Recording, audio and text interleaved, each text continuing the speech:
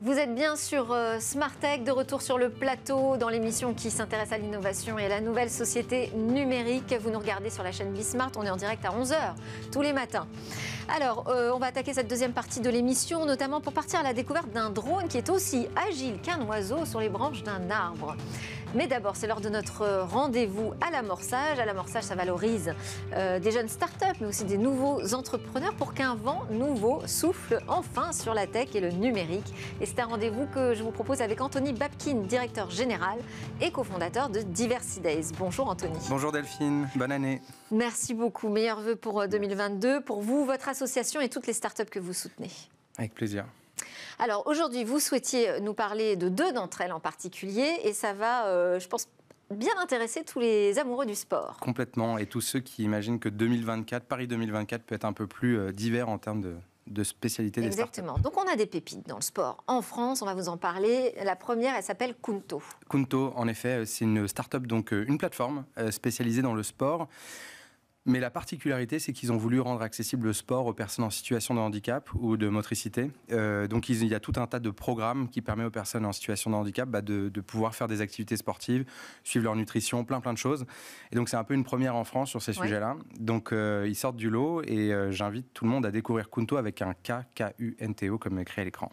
Et alors, qui est à l'origine de cette initiative ? Alors, c'est 3 jeunes entrepreneurs. Moi, j'ai eu la chance de les découvrir dans le cadre du programme Diversité, ce qu'on a fait à Évry. Et ils raflent tout. Ils sont ambitieux, ils sont jeunes, ils sont bosseurs. Et ils raflent tout parce qu'ils sont rentrés au programme Fighters. Ils ont été lauréats du programme French Tech Tremplin, donc mené par la French Tech. Ils rentrent tout juste aussi dans Paris Senko, l'incubateur, une partie de l'incubateur spécialisé sur les situations de handicap. Donc là, en ce moment, c'est la start-up qu'il faut aller regarder. Paris Senko, c'est spécialisé dans la santé, plus largement. Il y a plein de typologies d'incubateurs chez Paris Senko. Okay. Et celui-là il y en a un spécifique sur le handicap. Oui, il s'appelle Access Hub, un truc comme ça. Et donc, ils l'ont rejoint aussi. Donc, ils raflent tout, c'est ce que je dis. Et eux ont un lien avec le handicap, justement ? C'est une situation plus propre à leurs proches, en fait, qui les a incités à créer ça, un déclic, finalement, et en se disant, il faut que l'on fasse en sorte que tout le monde puisse avoir accès au sport. C'est d'ailleurs leur ambition, rendre le sport accessible à tous. Aujourd'hui, on le sait, une personne en situation de handicap, elle peut avoir peut-être plus de difficultés à trouver les bons mouvements, faire du sport en collectif. Si on a un problème de motricité, on n'a pas toujours l'occasion d'avoir un sport adapté. Donc, pouvoir prendre ça en main et avoir finalement plus de prétexte aussi, parce qu'on est tous pareils, le sport, la rentrée, il faut s'y remettre. Donc, cette appli fait vraiment le travail. Super. Et alors, le stade, parce que ça s'appelle à l'amorçage, oui. cette chronique que vous nous offrez.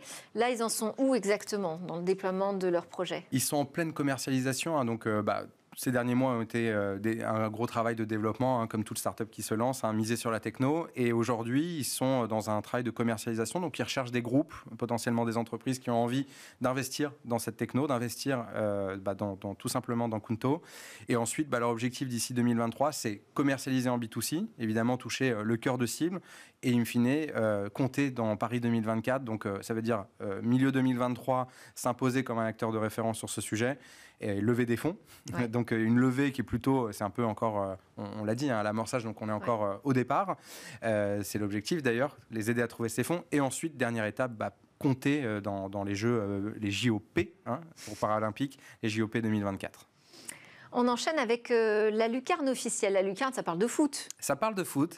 Tout le monde voit ce qu'est une lucarne en foot. Mais là, il n'y en a qu'une qui est officielle. C'est la lucarne d'Évry. Tout a commencé avec un buzz sur les réseaux sociaux. Je pense qu'on verra un extrait vidéo. Mais on voit finalement, tout est parti d'un buzz. Une petite lucarne donc, de local poubelle. Là, on a poubelle. la vidéo qui s'affiche. Okay. C'est génial.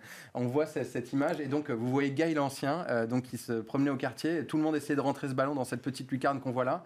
Et en fait, Guy va réussir l'exploit de rentrer du premier coup ce ballon. Ah ouais. Donc c'est un grand du quartier. Je connais bien Évry-Courcouronnes puisque j'y ai vécu pendant longtemps et toute ma famille encore y est. Et en fait, on voit Guy là, qui à ce moment-là rentre ce ballon. Et ça va faire un buzz extraordinaire parce que la vidéo est marrante. Derrière, on entend son petit frère Malamine rire. Et en fait, cette vidéo va faire juste le tour du monde. Et cette lucarne, alors ça paraît rien parce qu'on se dit un buzz c'est éphémère. Et en fait, ces gars-là, donc Malamine et Souli, qui ont cofondé la lucarne officielle, ont transformé cette lucarne en lucarne événementielle. Donc cette lucarne va faire le tour des villes de France. Pour le citer au passage, la lucarne s'est retrouvée... On a le temps de diffuser la vidéo de la partie d'entendre le son événementielle. Oui, on peut qu'on rit un peu ce matin, ouais.